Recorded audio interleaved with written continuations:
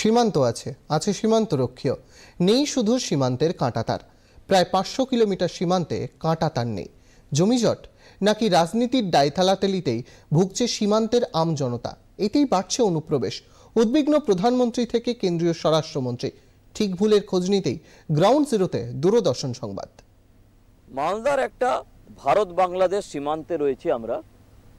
এই কিছুদিন আগে যখন কলকাতায় স্বরাষ্ট্রমন্ত্রী অমিত শাহ একটা সাংবাদিক সম্মেলন করলেন, সেখানে তিনি অত্যন্ত বিরক্তি প্রকাশ করলেন যে বেশ লম্বা কিছু জায়গা ভারত বাংলাদেশ সীমানা রয়েছে যেখানে কোনো কাঁটাতারের বেড়া দেওয়া সম্ভব হচ্ছে না।